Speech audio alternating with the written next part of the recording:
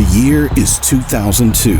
Manny Pacquiao, after rising through the ranks of Philippine boxing and making a big splash in an even bigger America, wants to go from a 2-weight world champion all the way up to a 3-weight. Maraming salamat sa suporta nyo, sa pagdasal nyo. Kung dahil sa inyo, nanalo ako ng knockout. But first, a former champion named Jorge Julio wants to steal what Pac-Man has worked so effortlessly for in a grueling yet well-deserved 12-round bout. Will the old but wise champion Julio show that experience trounces flashiness, or will Pacquiao's journey as a formidable threat only now be going into second gear? Welcome back to Boxing After Dark.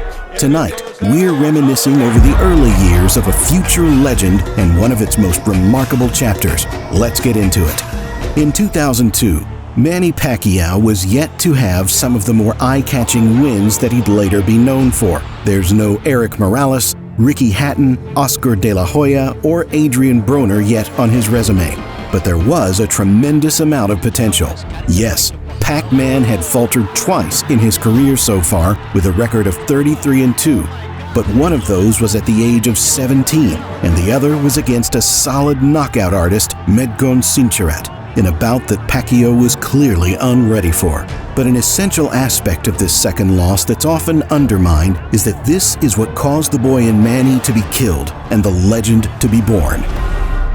I always said, you never know when the next Muhammad Ali is going to walk through your door. And then one day, this little Filipino kid, 122 pounds, and he comes up to me, can barely speak English. His manager, Mr. Nazario, says, "We hear you're pretty good in the mitts." I says, "I'm okay." After one round, we clicked like we knew each other our whole life. After losing this title, the race to become the champion again was on. And it'd be 2 years later when that moment would come in the super bantamweight division against the underrated Lenololo Leduaba. I had never seen him. I frankly had never heard of him. But I've seen and heard of him now. After just one defense against the also talented Agapito Sanchez, which ended in a draw on the doctor's orders, the great within Pacquiao had awoken, and he refused to be stepped on or overlooked again. And this is where Jorge Julio comes in. Fight night arrived on the 8th of June 2002, as the Pac-Man, then going by the name of the Destroyer, made his way to the ring. The screaming and sputtering crowd had already crowned their champion before the bout had begun. After the challenger enters the ring, the two touch gloves and the bell rings for the first time. Into the ring. Maldonado was also the manager of Agapito Sanchez, who fouled Pacquiao so ruthlessly in San Francisco, and Freddie Roach said to us yesterday, I wouldn't be surprised if Julio tries to do the same doggone thing. Freddie says he would like for Pacquiao to learn to foul a guy back when he fouls him. Can't imagine anyone fouling me when I were fighting that many times. Big left hand by Pacquiao. Julio stops him in his tracks there with a left hand counter. Pacquiao has already gotten some of Julio's respect for his power. You may be biting off something more than you can chew. A lot of crab. Oh, big left hand by Pacquiao. But then you taste the power and sort of get used to it, right, Bobby? Pacquiao with a body shot after missing with the wild right hand. Pacquiao wants to be Julio, a little bit more of a change-up artist. And one of the things, there's a beautiful straight left hand by Pacquiao.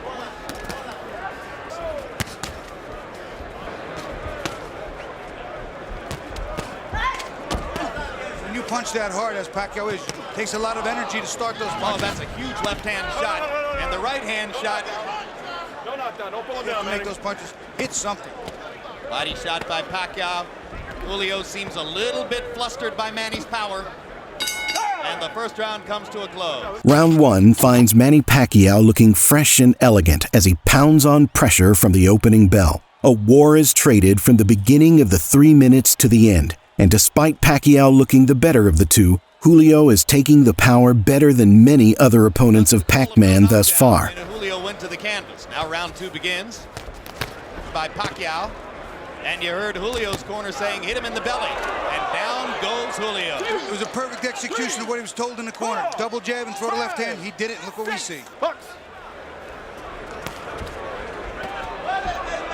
Freddie Roach told him to go in behind the double jab and followed him with the left hand. He did it twice in a row, and the second one dropped Julio. His This is some prospect, Bobby. To me, he's every bit as exciting as Prince Nassim Hamed. He really... No 3 knockdown rule in effect. I think Julio's gonna have trouble finishing this round, I really do. Julio trying to fight his way back. A little grabbing and holding might be the thing to do.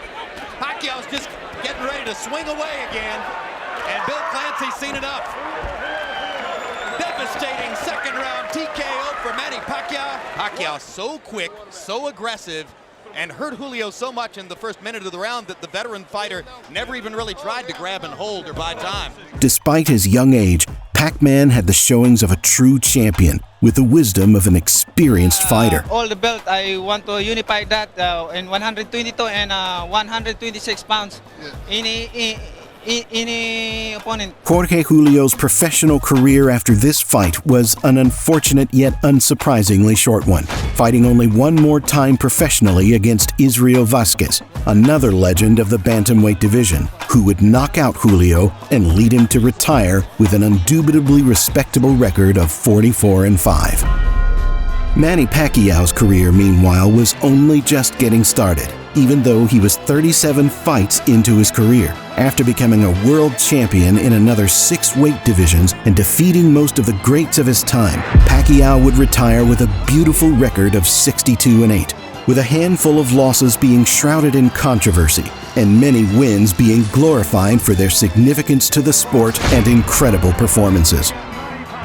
Manny, since retirement, has teased potential professional comebacks along with Olympic returns and exhibitions. But after the falling through of a potential rematch with Floyd Mayweather Jr., it's unclear what Manny will do next.